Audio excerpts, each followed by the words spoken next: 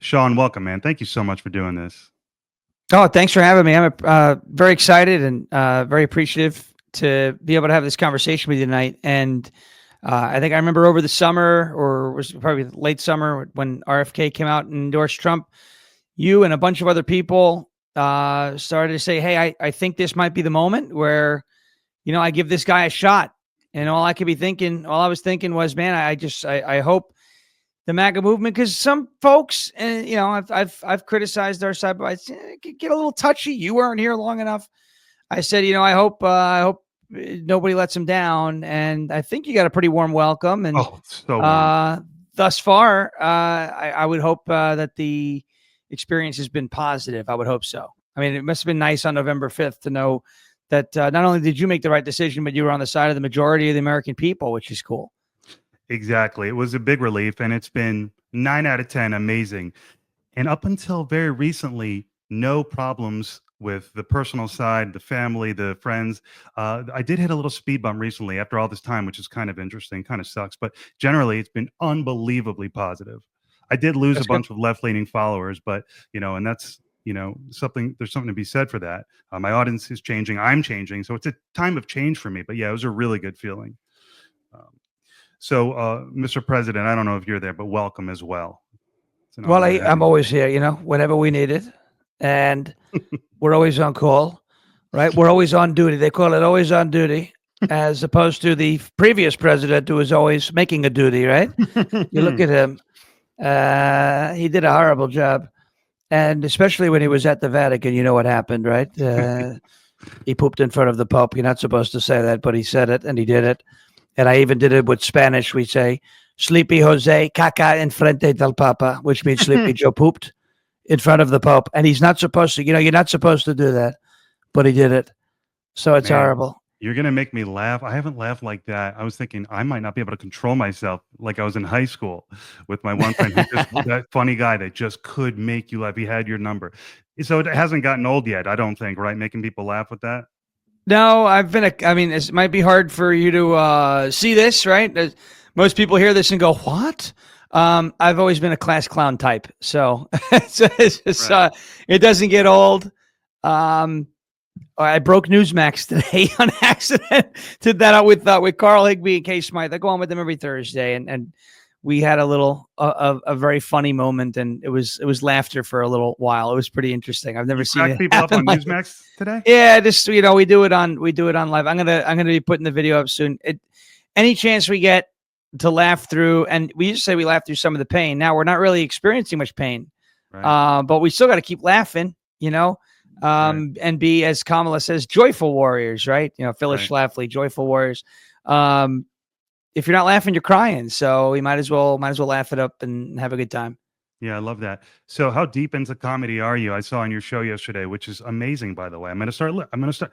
You research somebody, you're interviewing them, you watch your show, and there's so many people. Everyone has a show these days. I have a show. My mother has a show, but to actually want to go back, so this is incredible. You have great stuff, man. This is why it's really an honor to have you. Great analysis on top of your impression. So,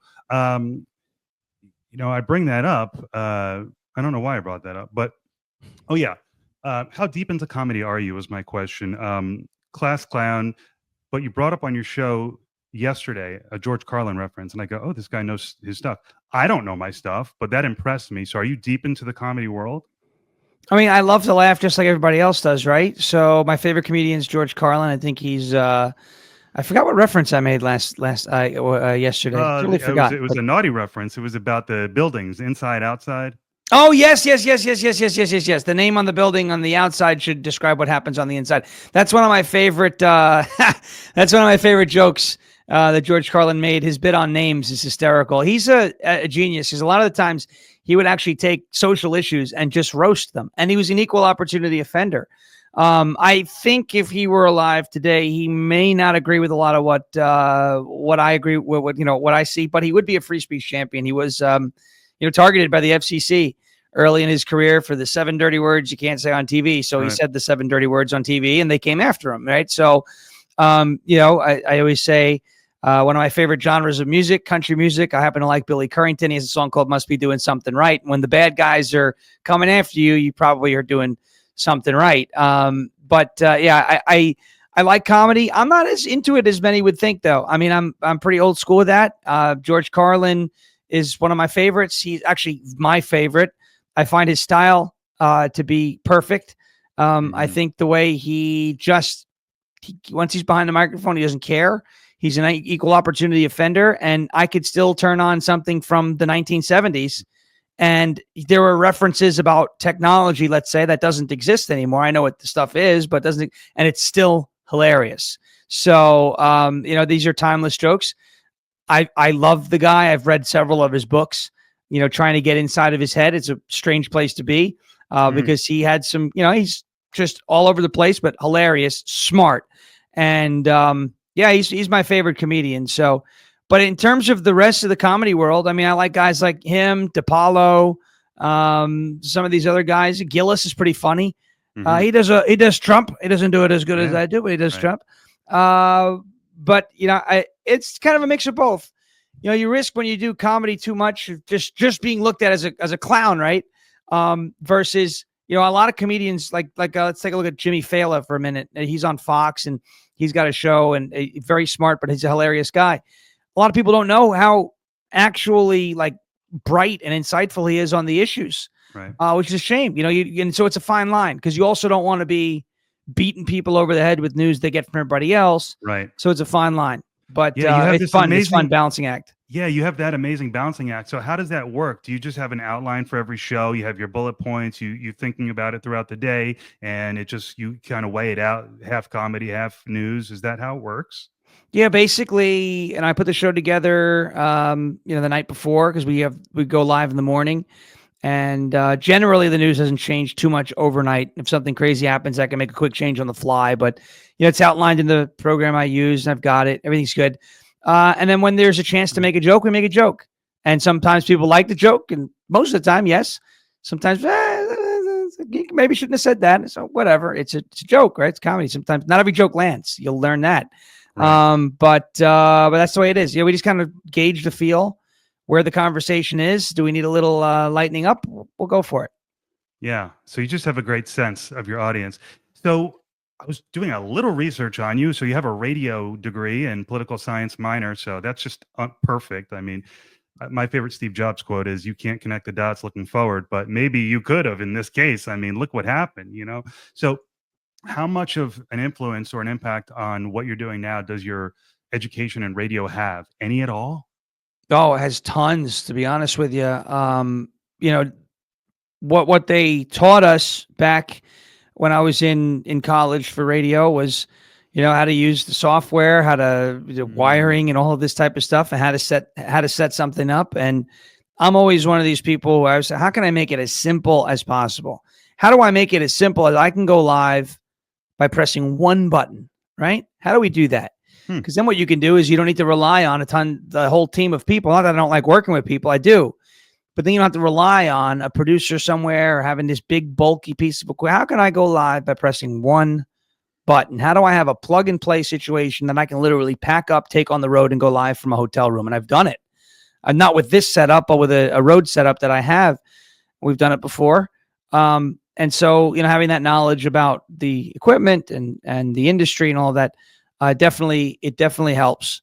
I like to look at it. It's unfortunate where we are in the country, but one of the rare people who was using the degree that I went to school for in an industry that when I went to school for it, I thought I was going to be doing sports radio. I was a big sports fan. I'm still a big sports fan.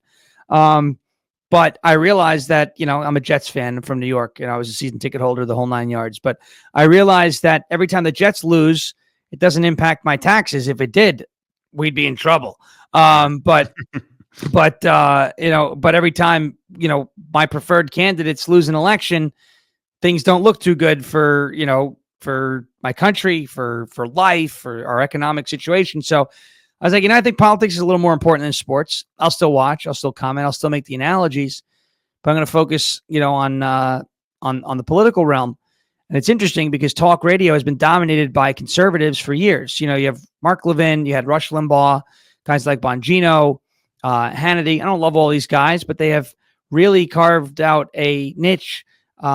Conservative talk has been a mainstay on radio for quite some time. And it was only a matter of time before that, for that branched into podcasting, because mainstream media is dominated by leftists, right? And folks who are left of center. And I hear a lot of complaints now about how, well, Rumble is a right-wing platform. Well, that's not the fault of like the right. That's because that was the only place that would have us for a while. You literally gave us no choice. And Rumble said, well, I see a bunch of people who can't speak freely. Let's give them a place to go. They're looking for a place to go. Let's fill the void. And Rumble has now taken off. It's making huge strides, revolutionary strides when it comes to, monetization and content creators and live streaming and free speech. It's helped move the needle back towards the center.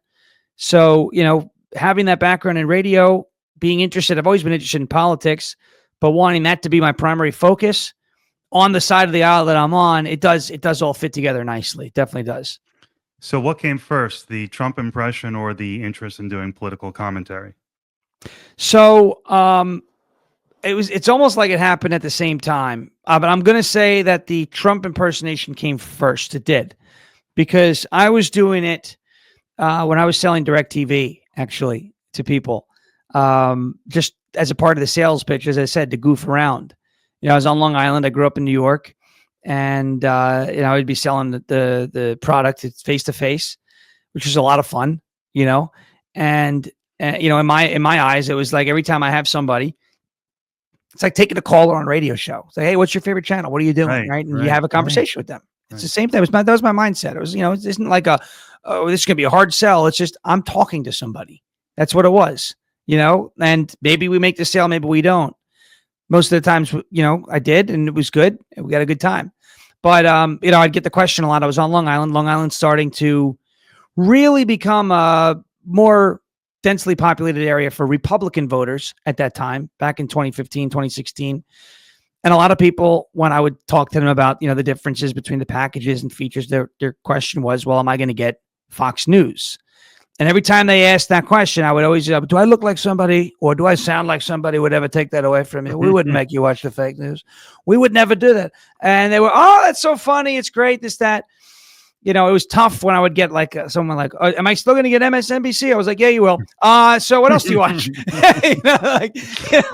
But it was one of those, but that's where it started. It started, just as a supplemental thing while I was doing sales.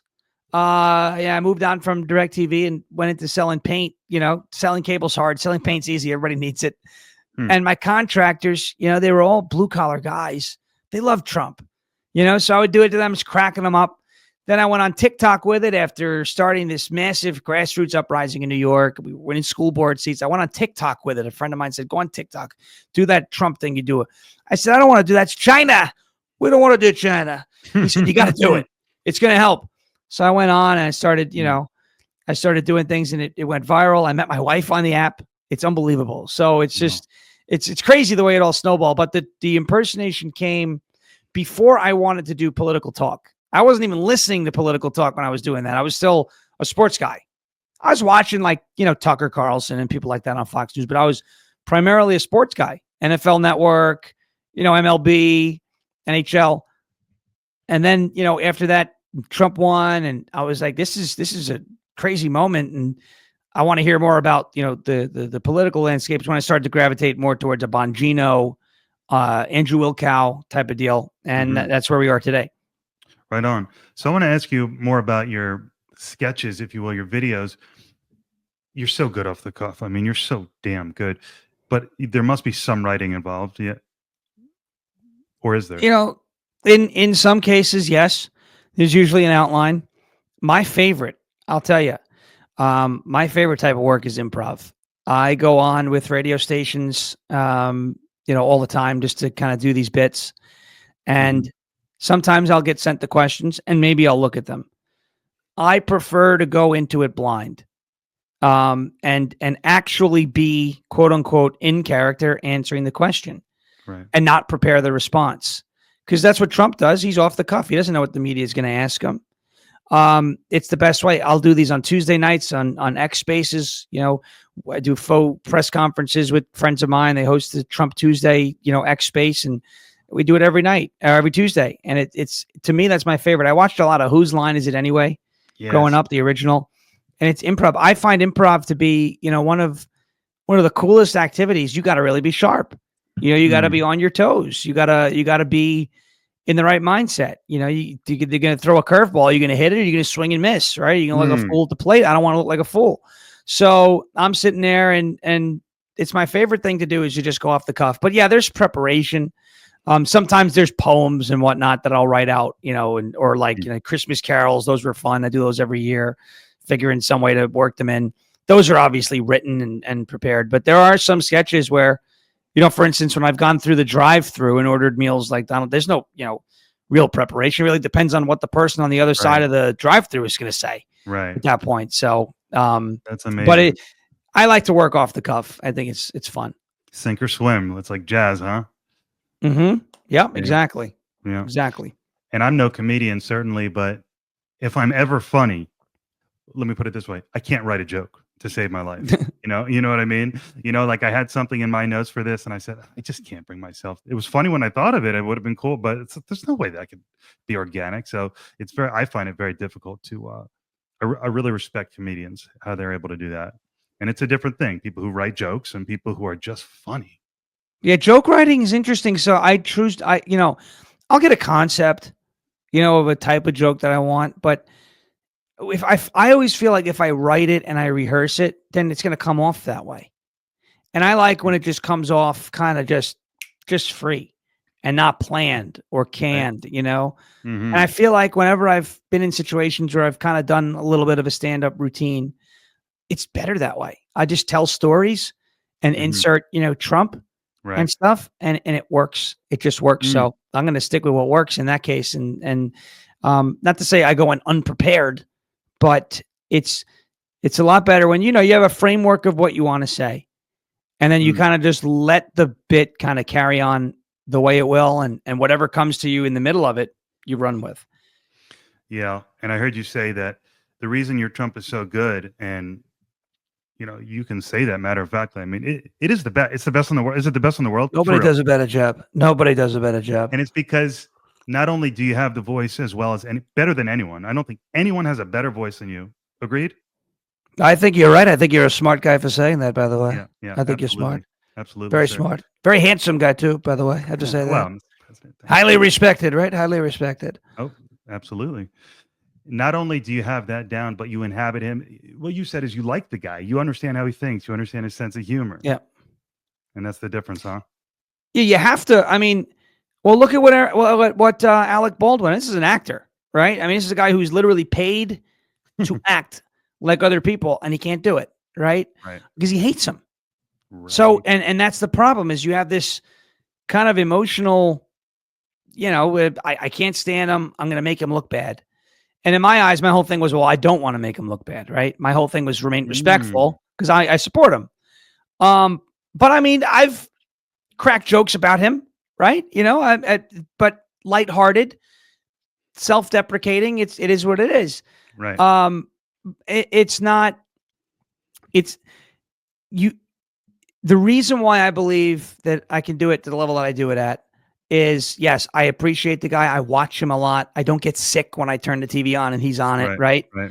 I mean, if you want to sound like somebody, look at like a parrot, like a parrot, an animal. It's not going to sound like another person unless it spends a lot of time around that other person, right?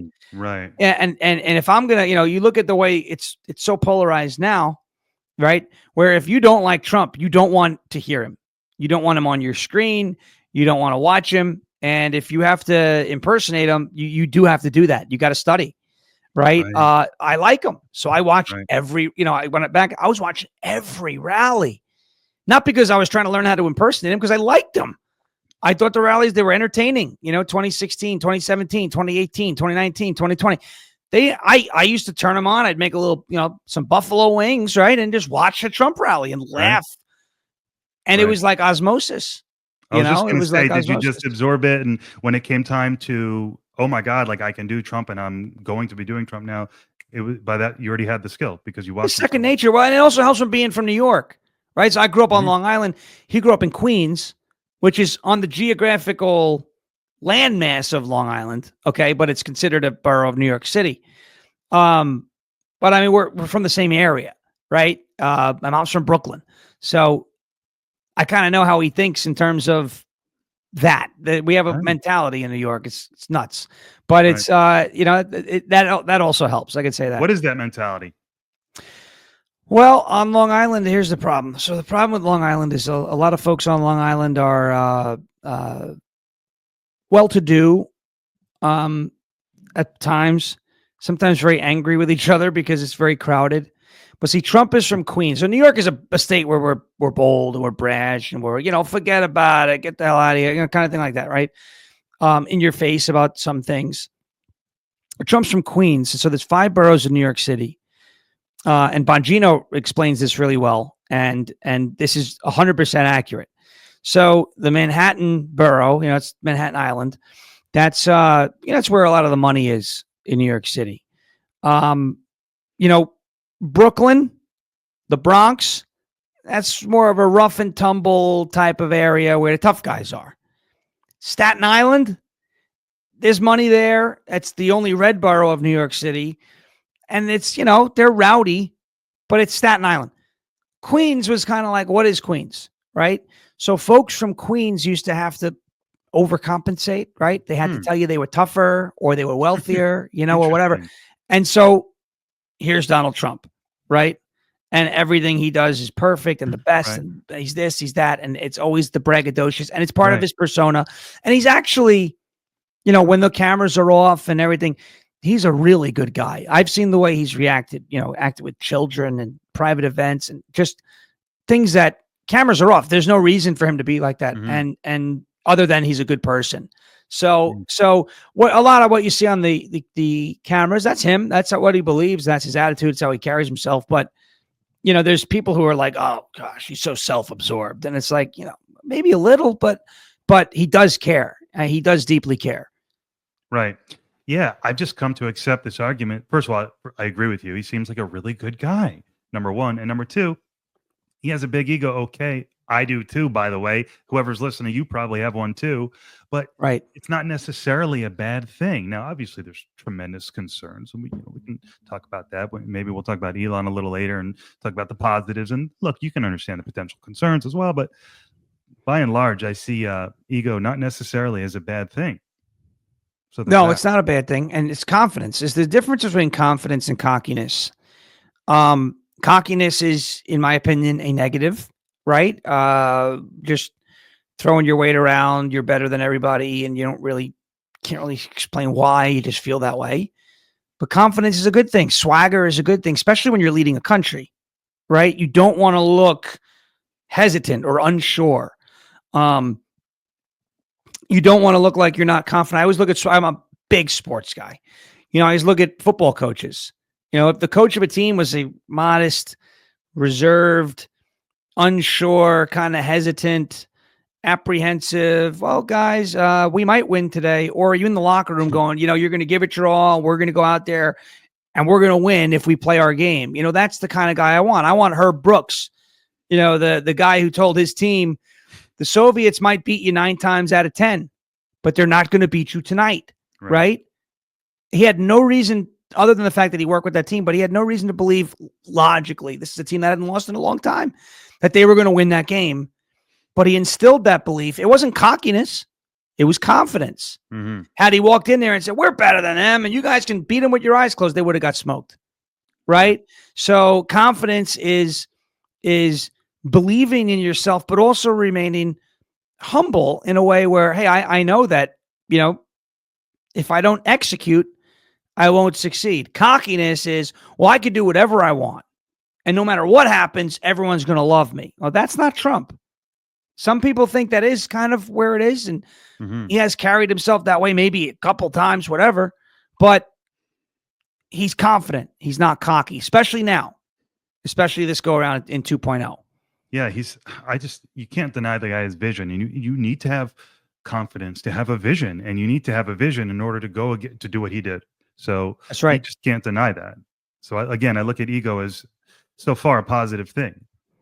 Yeah. Very powerful. Yeah, it has a lot to do with the psyche of the left and the right. But um, okay, let me ask you this: were you always America first? Was that always your identity?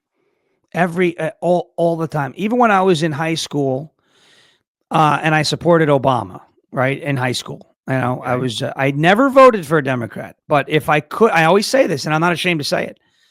If I could have voted in the 2008 election, I would have voted for Barack Obama when I was in high school, 100%. Because Because I believed in what he said, and it was pretty heavily taught.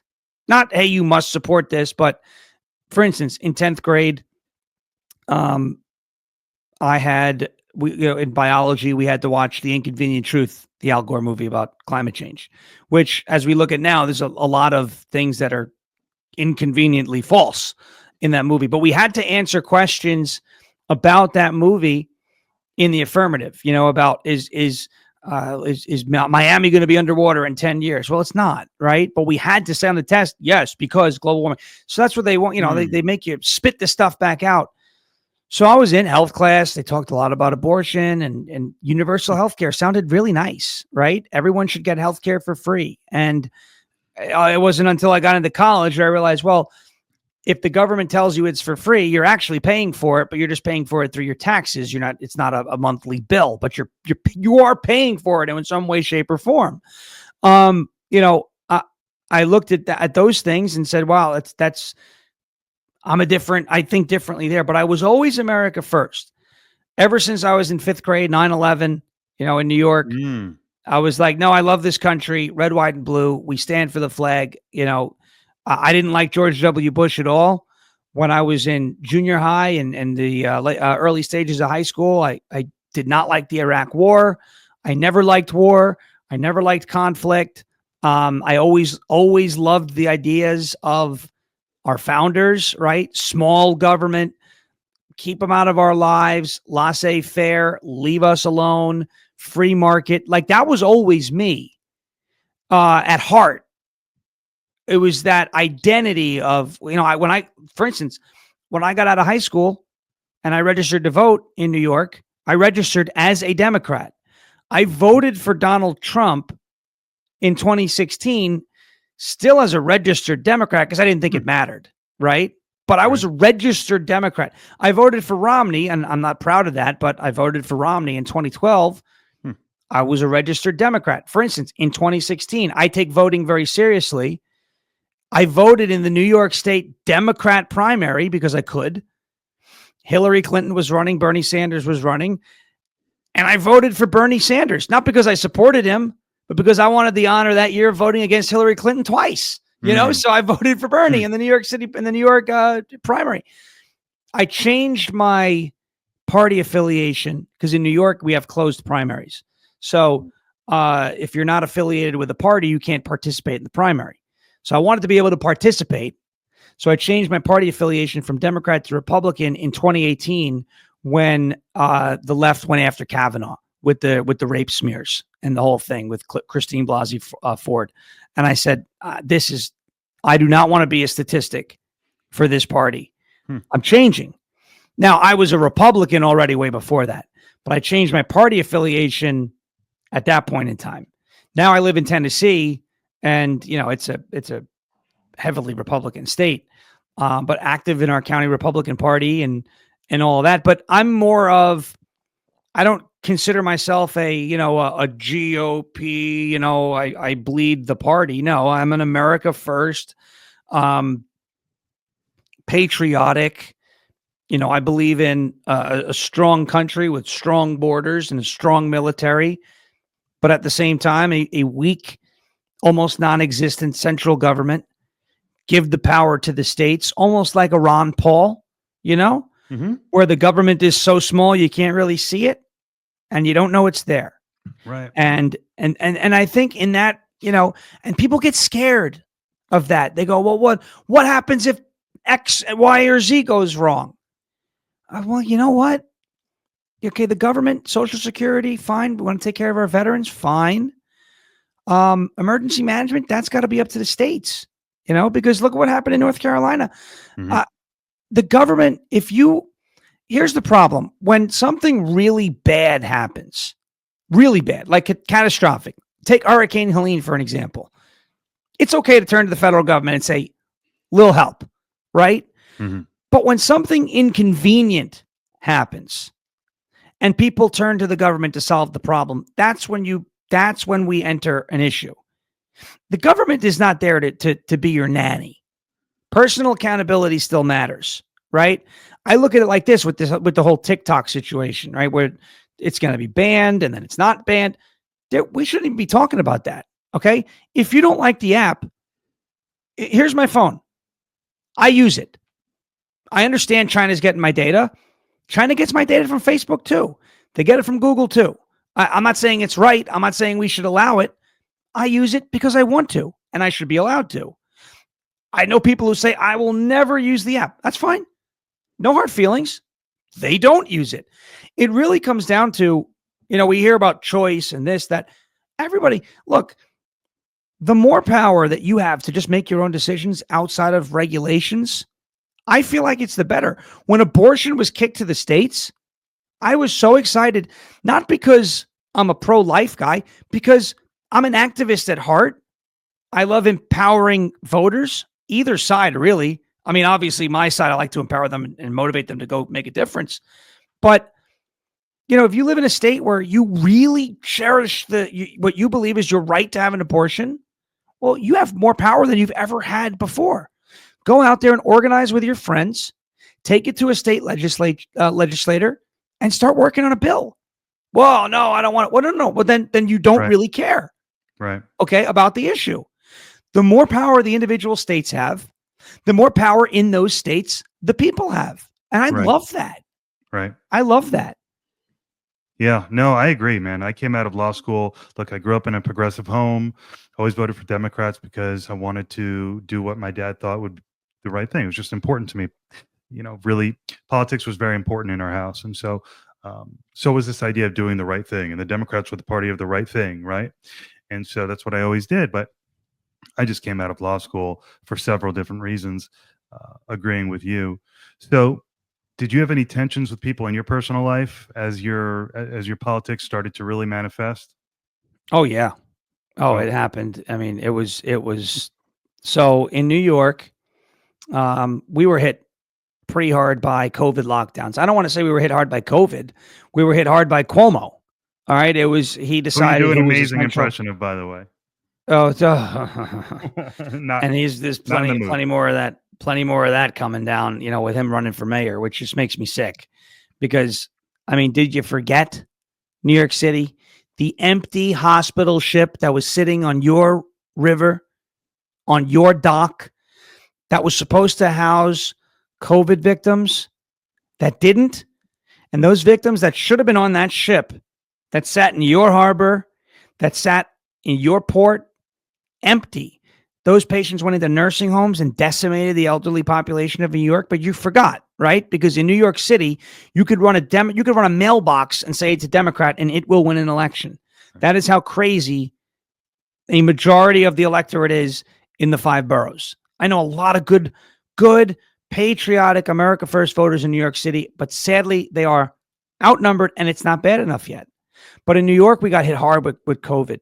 And a lot of people, that was it. A lot of people I know who considered themselves, diehard Republicans, they just were like, nope, this is it.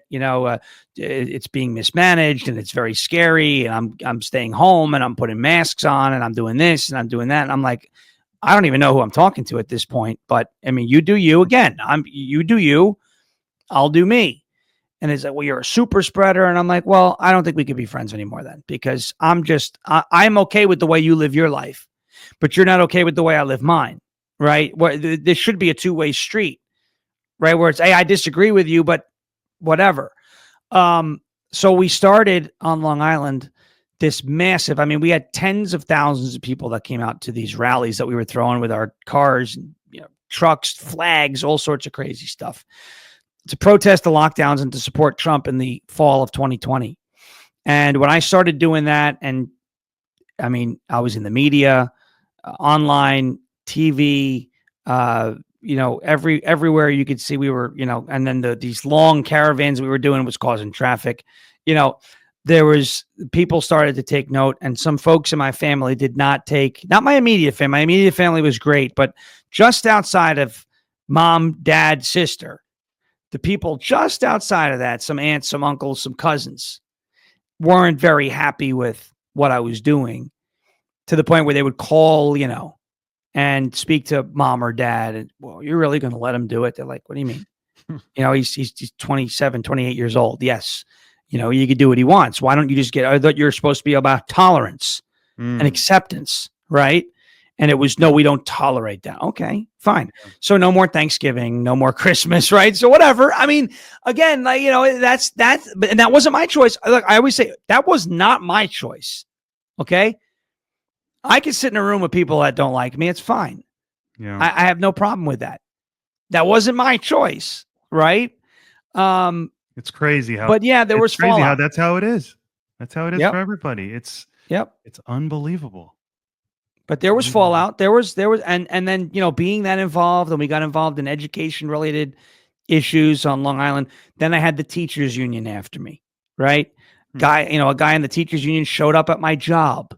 All of a sudden, after he did that, I found a note on my windshield that said, I'm watching you. I mean, death threats in the mail. Okay. An elected representative in the New York State legislature, a state senator, likened comments that I made on a podcast, one of my live streams, to Timothy McVeigh, right, who killed children, because I said, I don't believe that men should be in women's restrooms, and I don't believe that middle schoolers should be being told there's a transition coach visiting a middle school. These kids are too young to be pushed in that direction. Oh, you're a terrorist. You're this. You're a bigot. You're a Nazi. These are things that I was called. It is, again, I didn't do that. I didn't say, hey, you're doing this. You're not. They were the ones that, doxing at you, whatever you can think how bad it was that bad. But we fought, and that state senator who called me Timothy McVeigh lost her race. She should have kept her mouth shut. She learned her lesson. And that's what being involved in the process is. When you dip your toe into this water, you become an activist in this game. And you start ruffling feathers, because it will happen. Be prepared. That's all I'm going to say. But don't, I had nothing to hide. I had nothing. My record is so clean, you could eat off it, right? That was the best thing. We're going to find out. Go ahead. I'll come with you. I had nothing to hide, nothing. And that drove them crazy. So all they could do is go out what I said, and but there was no crime, no DUIs, no drugs, nothing. There's nothing they could say. So it was kind of bulletproof in that sense. Yeah, that's interesting. I was going to ask next, how has your life changed? We've gone through some of the bad, it sounds like a lot of going through the fire, but talk about the good. I mean, you're supporting yourself now, it seems like, on this. Oh yeah. It's amazing. Well, it's amazing. Because we started that grassroots organization on Long Island, both myself and the guy I co-founded it with, his name's Kevin, we would live stream 3 days a week, Monday, Wednesday, Friday, and kind of do local, here's where the school board's at, here's where this bill is at, kind of stuff like that. And then we started to branch off, do a little national. And then we got a call from the network that I stream for now, which is LFA TV on Rumble. And we got 5 days a week, national show. And then I moved out of New York. He still does his show at 1 o'clock, and I do mine at 10 a.m. Eastern time. And yeah, it supports myself, and I'm able to do this full time. I could devote my life to my passion, which is not something a lot of people get to say. But you know what? This is America. And the best part about America is if you really work hard, and I quit my job, I walked away, I was able to walk away from there was a disagreement there. I said, whatever, I'm going to go see how this works for a little bit. Worked on a few campaigns, and the freedom that you get is something that you crave, but it's not easy right off the bat. You don't just jump out of working and all of a sudden, you could pay your bills. You got to dip into the savings, and we dipped real far. But now I can say, because of what I'm doing and kind of what kind of the opportunities that have been presented and the doors that have opened. And because of the state that I live in, Tennessee, I am I'm a homeowner in Tennessee. My wife and I, we're very happy. There's no state income tax here. The cost of living is a fraction of what it was in New York. She's from Florida. Florida's kind of gotten a little out of control too, because a lot of people move there. This state has helped get our footing, and and we're very happy. And so that is the good. The good is so many doors have opened, so many opportunities have been presented because of going through that short-term pain for the long-term gain, as I like to say. Sometimes you go to the gym, the first day you go to the gym, you come home, you're beat up. You're like, man, this hurts. My legs, my back, my neck, my this, my that, my all this, it hurts. Why did I do that? But if you stick with it, a month down the road, you look at yourself in the mirror and you go, that's why. Okay. Short-term pain, long-term gain. You feel better. You look better. You're more confident, right? So you could take the slings, the arrows, take all the shots up front. But as long as you don't let that beat you, okay, you'll come out of that stronger, and you can chase the American dream. It is still alive, right? It is still alive. I'd like to say I don't know if I've gotten there yet, but I'm on the road. I am doing what I am most passionate about for a living, and it's not something a lot of people can say. Right. It's something that, thankfully, thanks to God, I'm allowed to. There's been a lot of very, very interesting timing, I can say. But you're working hard. You're working hard, off, absolutely. Right? And I'm not to take working my tail off. Yeah, working my tail off. But there's been a lot of help that I didn't expect, and all of a sudden there it is. Right. So a lot of things went right. Yeah, that's amazing. So how many hours a day do you put into this? Is it a full 8? Is it 16? Is it 20? I like to say I'm never off the clock. Sometimes it's tough. It depends. Really, when the news breaks, it's go time. On your phone, on X, the notes, and you're just making notes. Yeah, that's it. X. I'm on X. I'm writing posts out. I'm deleting things. I'm reposting them. I'm running them by, shutting the notes down, going to something else.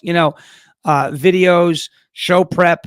Show prep starts late at night, and we finish up, and then it's into the morning. Tomorrow is going to be an early morning doing some radio, then doing the streaming show, and then I've got a couple of media things to do in the afternoon. And it's sometimes, some days are long, some days aren't, but I like it.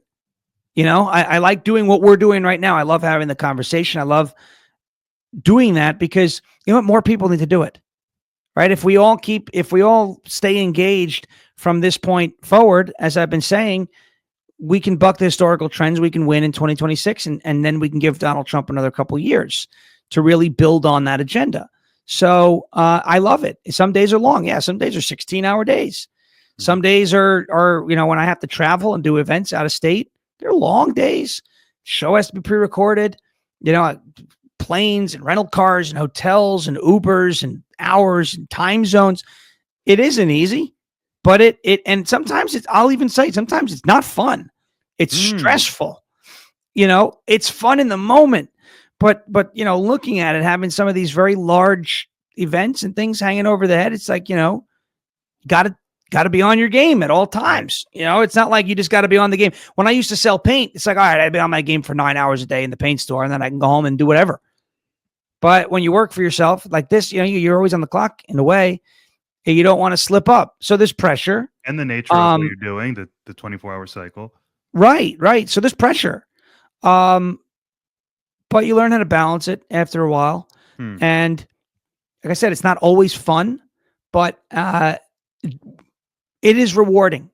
It is rewarding. What it is, the life it has allowed me to live, and it's not lavish by any stretch.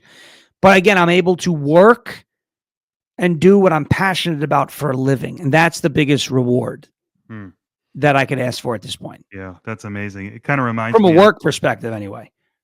Right. It kind of reminds me of, I don't remember when I saw Post Malone saying this, and I like the guy a lot. I mean, I don't listen to his music. I think he's very talented. I'm not saying he's the greatest artist ever, but I like him.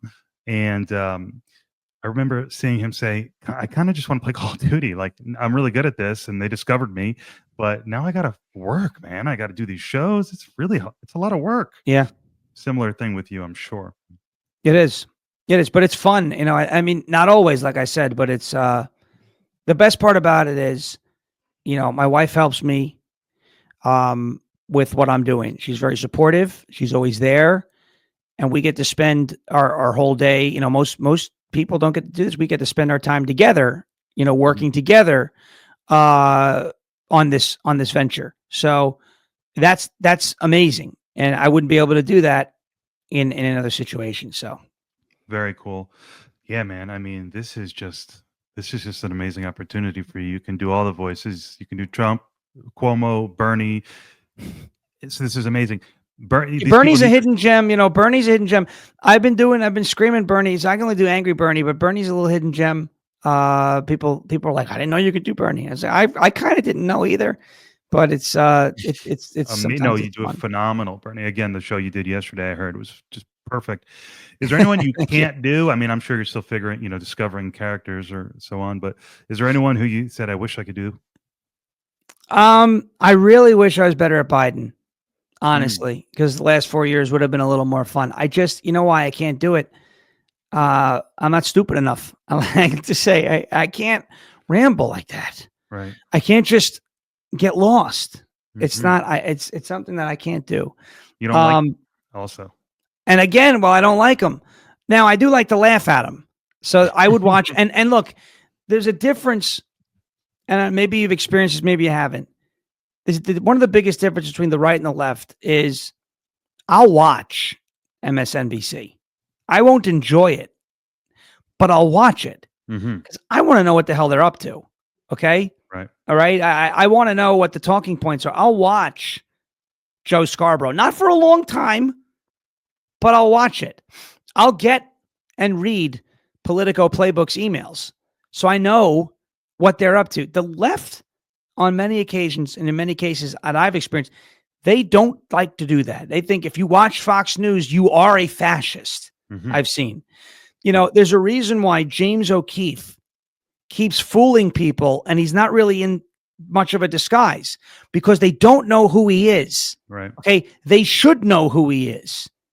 Right. If I saw Rachel Maddow on the street, I would know it's Rachel Maddow, or I might get her confused with Mark Cuban because they look the same now, or Keith Olbermann, or Rosie O'Donnell. But the point of the matter is it's one of those four, right?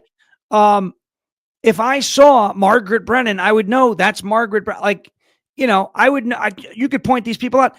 You could show a picture of James O'Keefe to a radical, like a left, and they'll go, who's that? Well, that's why James O'Keefe is successul. Right? Yeah, So, no, I don't like Biden, but I wish I could do him. And I'll tell you what, if I could do him, I would watch him every day. I would watch him every day because I'd be making fun of him at that point. So, yeah, I'm sitting through pain, but I'm doing it to parody, And so I wish I could do Biden. I wish, but I can't. So in terms of issues, I think we'd probably agree on damn near everything. The one thing I definitely want to make, and I do, if we have time, talk about Elon real quick before we wrap up. But I do want to ask you about one thing. I want to get your thoughts on it because I was not a Trump supporter at the time. I would say I was already out of any small stage of TDS that I had at this time when January 6, 21 went down. So I wasn't a hater. I wasn't deranged, but I did say this guy's toast. That's for sure. But tell me your thoughts on that event. What's up with that? And Mike, I was there. And Mike Pence. I was there on January 6th. And again, by the grace of God, I was spared some really bad things. I got a call when I was on one of the sides of the Capitol, again, in a legal spot, no problem. None of us that went down there for violence. We made it very clear. And by the way, nobody that we went with this organization that we started on Long Island, nobody got into any legal trouble, not one. So, because we didn't go there for that. We did not go there to cause a problem. Now, I will say this, and this gets me in trouble with people on my side. There were people who wear the MAGA hat, who went to January 6th and did bad things and did illegal things. And maybe they knew it. Maybe they wanted to do that. Maybe they got out of control. But I'm not going to say that everybody who wears the same hat as me behaved perfectly and that every bad actor on January 6th was a member of Antifa or BLM. I know there are people who believe that. They're either Antifa, BLM, or Feds. Some of them were MAGA supporters who got caught up in a bad moment and did bad things. And I guarantee you, if you sat with them, they would tell you the same thing. Hey, I regret doing this, that. Hey, I regret swinging at this person. Hey, I regret this, right? I don't like violence against police officers. Now, my exception to that is if you're incited unlawfully, okay? If you're walking down the street and a cop decides he's going to start beating you, you have the right to defend yourself, right? Sure. Now, if you walk up to that cop and you sucker punch them, I'm not okay with that. Again, some people picked fights. Some people were provoked on J6. I was there. A group of Antifa from New York City stalked my group that I drove down with, okay? Because we did it on live stream. We talked about it out in the open. We said we had nothing to hide, whatever, okay? They followed us down to D.C. We parked at a D.C. metro station that was outside the city because we thought there's a possibility that things might not be good there. You know, something could happen. There's going to be a lot of people. It's a powder keg. Everyone's angry, right? I knew going in that we probably weren't going to get the results that we wanted. Even if all of the fraud had a chance to be exposed and fleshed out, it probably wasn't going to go our way. But I knew that there were people that were going to be there that heard that news and would flip. We said, let's park outside the city in case what? In case the city gets shut down, which wound up happening. So we parked at a rail station outside of DC, and I got a call in the midst of all the craziness because on January 6th, everybody was on competing for 5G and competing for LTE. I took my phone and I switched it off of 5G and I switched it off of LTE, and I was chilling with service all day long on a 2G band. It was the slowest data I'd ever have to deal with, but I can receive calls and I could receive texts because everybody was competing for LTE. I was hanging out on the stuff that, 2003, it was like 2G or the Edge network, whatever. So I was hanging out on that band all by myself. So I could receive calls. So I could receive texts. So I got a call and said, hey, you guys want to get back to the car? Your tires are slashed. I said, my tires? He go, yeah, you got 2 tires down. I said, well, I got 2 tires down. I got 1 spare. Well, that's not enough wheels to make it home. I said, what else? He goes, well, 8 of our vehicles got hit with slashed tires. I said, okay. So I got everybody that we were with and we went back, and we didn't know when we parked there at the time, but the rail station that we parked at shared a parking lot with the police station. So the very first thing we did when I got out and noticed there was a police station there is I called the police station from the parking lot and I said, I'd like to file a police report for vandalism. So my name and a bunch of other people's names are on a police report at the time when things were getting messy at the Capitol. And that's why none of us got wrapped up in it, because we weren't there and we have the proof. Now that is some timing that saved me and a lot of people a lot of problems.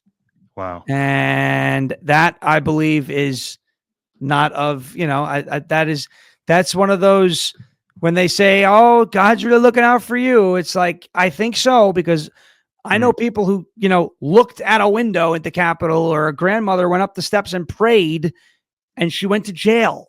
Right. So it's kind of crazy. But look, was January 6th our best day? It wasn't. Do I believe that Donald Trump incited an insurrection? I don't.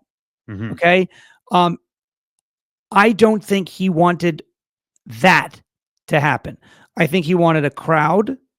I think he wanted that crowd to be large so that it was a message, noticed and heard, a message, symbolic of how passionate his supporters were, that they wanted this process to play out. With Pence, all right, he he did not have the ability to overturn the results. Okay. Nor do I believe that the vice president should have the ability to overturn the results of the election. Okay. And that's not what anybody was asking Mike Pence to do. Now, technically, he had the authority to delegate or to send the issues back to the state delegations if and only if, though, enough people agreed that there was sizable, provable fraud. The issue that many people had was because Mike Pence said that, early on, that was never the case was never heard.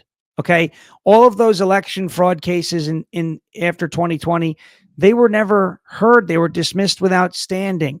The large one that went to the Supreme Court was never taken up, was never heard. Nobody ever heard the thousands of sworn statements made by witnesses that said they witnessed really bad things going on. Nobody got to the bottom of something that we protested in New York. Jesse Morgan, a USPS driver who signed a sworn affidavit that he drove a truckload of election ballots, completed ballots, from Bethpage, Long Island to Harrisburg, Pennsylvania. Why are ballots crossing state lines? We never got that. Do I think he was full of crap? No. You know why? Jesse Morgan was never prosecuted for lying in a sworn statement. And we know that they go after people for that, right? So the anger came from, we never got our chance to be heard, and there were statistical impossibilities in that election that were allowed to stand. And I just want to know how it happened. How do you get at 3 a.m. in 2 states or 3 states simultaneously ballots that come in 97% in favor of one candidate in swing states, where the margin is 50-50? That's like taking a coin and saying, I can flip this on heads 97 times out of 100. It's impossible. It's impossible. Yeah. No, I it's very suspect at the very least. With the most optimistic view of it, it's messed up. I mean, this was a messed up situation. The whole thing was bizarre at the time. What a time with this political realignment, COVID, the election, so much uncertainty. Wow, we have been in a blender. We have been shaken up. This country. Oh yeah. Absolutely. Mm-hmm. And you know what? That's what happens now. Here's where, and you mentioned TDS, right? This is the problem with the Democrat Party. You live by TDS, you die by TDS, and this is where they've put themselves. Donald Trump's policy positions right now are wildly popular with the American people, not because the American people are fascist and want a dictator, because a lot of his policy positions, I think you posted this, are common sense. You've been common sense pilled. That's it. There are only 2 biological genders. Okay. I'm not saying you can't feel a certain way about yourself, but I mean, I could feel like I'm the king of the jungle, but I'm not. You know what I mean? And we don't have to build our society around that. If I walk into my bank tomorrow and say, I'm withdrawing $5 million, and they go, sir, you don't have that in the account. Well, my account identifies, so give it to me. That's robbery. Right.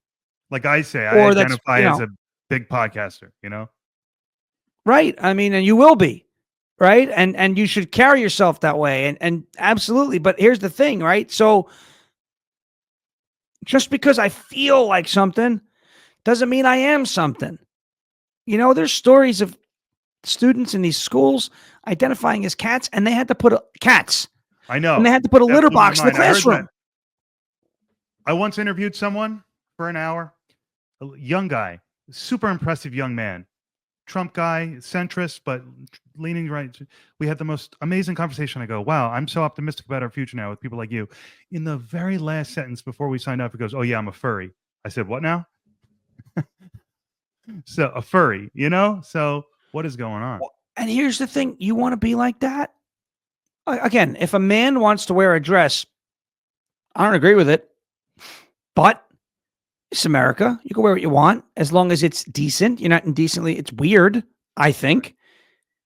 Just because you're wearing a dress does not mean you get to go to the restroom where the other people who are wearing dresses go. That's not, see, that's where I don't care if you think you're a female.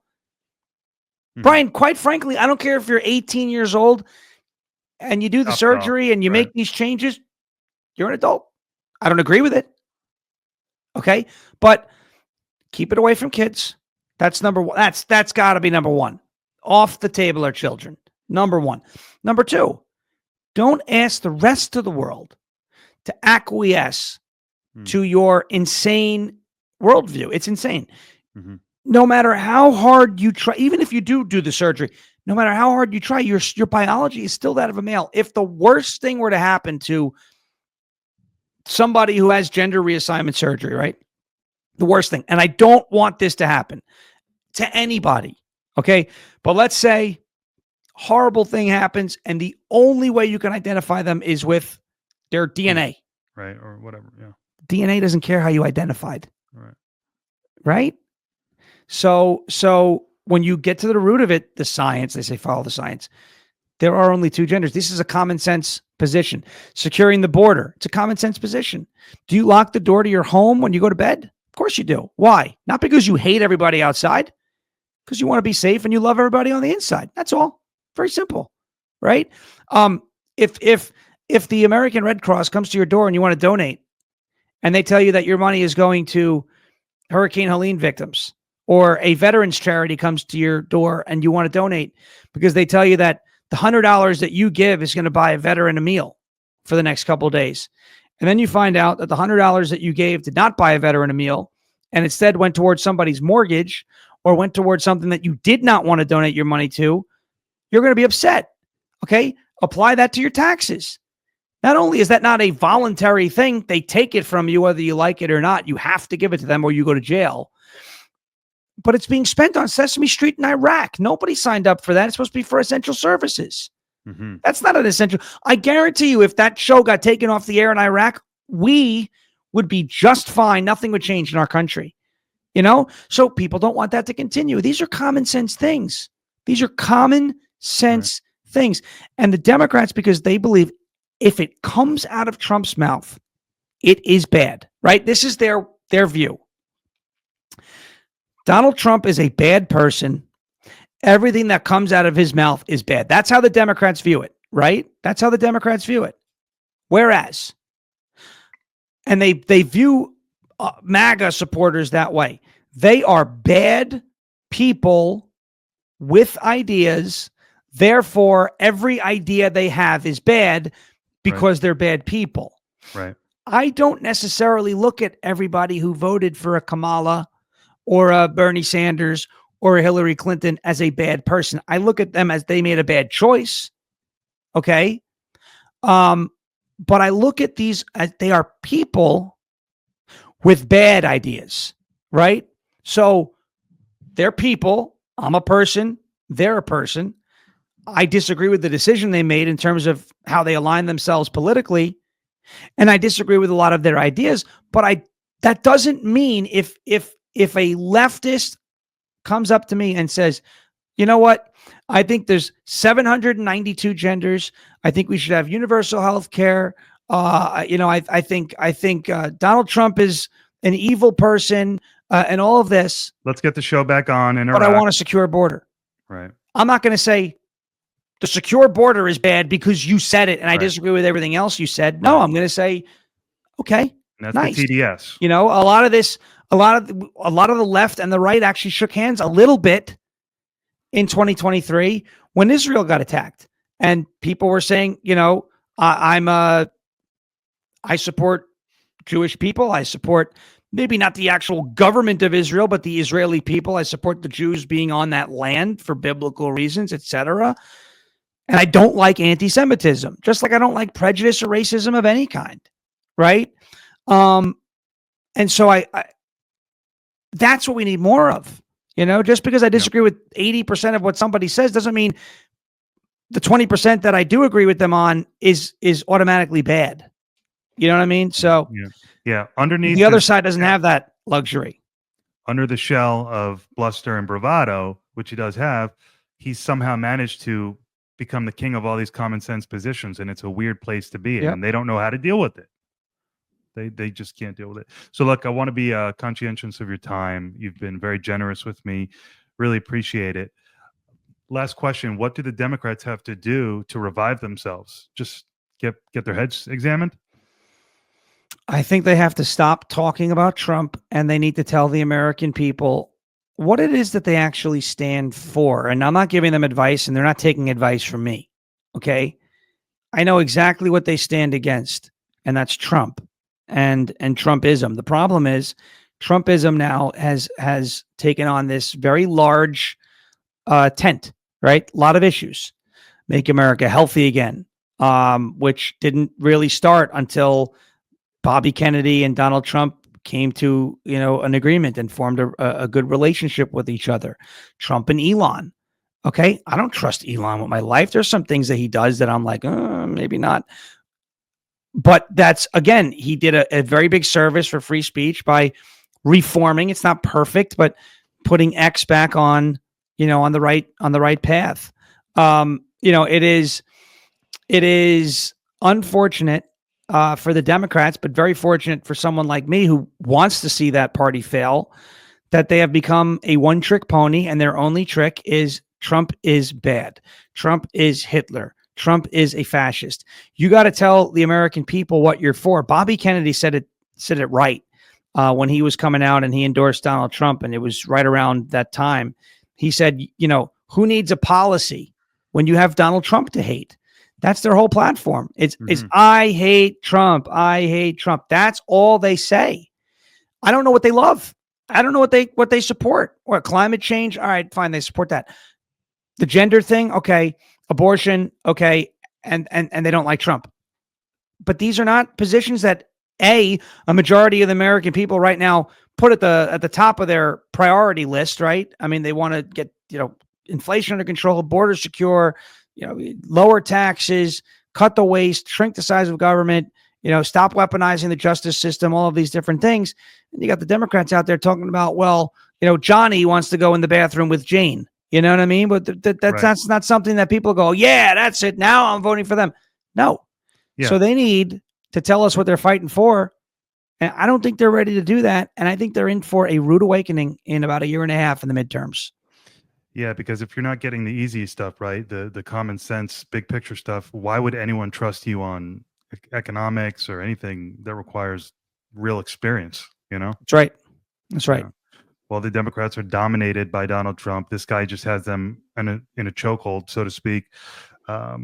He's got reasonable positions. He's not perfect. No one is. No one is. Of course, no one's unassailable. But by and large, he's got the better of them, and I think there's good reason to support him. And how good is that for you? Because you just have this amazing talent, and on top of that, you've got this really good insight. So it's been an honor to have you, and thank you so much for your time. Well, thank you, Brian. Appreciate it, and hopefully we talk soon. Yeah, look forward to it. Good evening. Thanks.